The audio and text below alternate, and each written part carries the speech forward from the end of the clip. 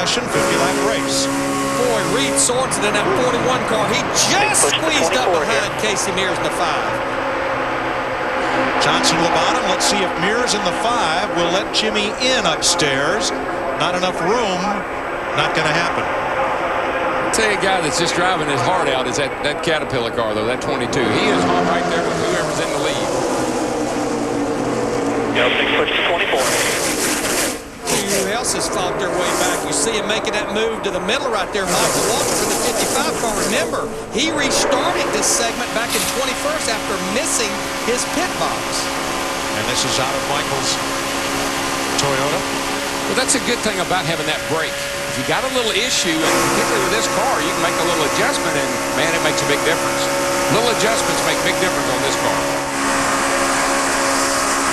Kurt Busch had a tire rub. Had to have the fender pulled away from the tire. He is back in the race.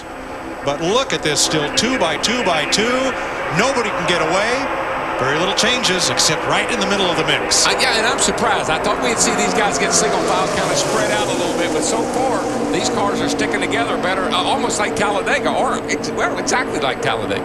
Can they do this for 200 laps next Sunday? I don't know if they can or not. I don't know if I can or not. We have got 17 cars in less than a second. You know what I can't wait for? How about the dual 150s on speed on Thursday when you're going to have the field split up trying to make the Daytona 500? But just think about next Sunday. I mean, this is just half the field. We're going to have this many more cars out there. That's going to be even that much more exciting. And boy, here's Jeff Gordon looking to the outside here. Junior coming off turn 4.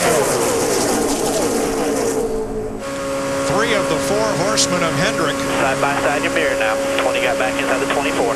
Lined up on the outside, Tony Stewart pounding the pavement on the inside of the number 20. Right now, here, watch your mirror.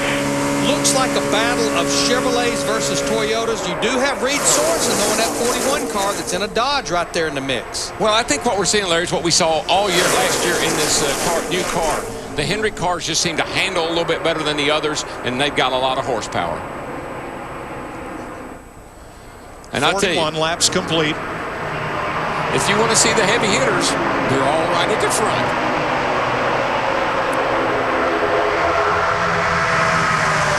You see Jeff Gordon in that 24 car, a backup car, had some ignition problems. They fixed it. And remember, this is a car that was basically a third backup car that's almost a short track car. He won Darlington with it last year. I don't think that hurts you a bit in the race. Absolutely not. I think it's a good car to have for racing. Now let's see if Stewart on the inside can get some help from Blaney as those 2 Camrys battle the 3 Impalas in the outside lane.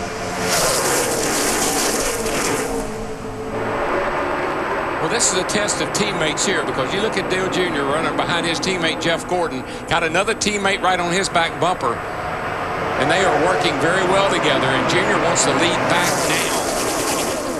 And he found a hole at the bottom, and he jumped down to it. Man, I tell you what, though, that thing took off up the hill when he did. He carried her down into 3, and he never burped her.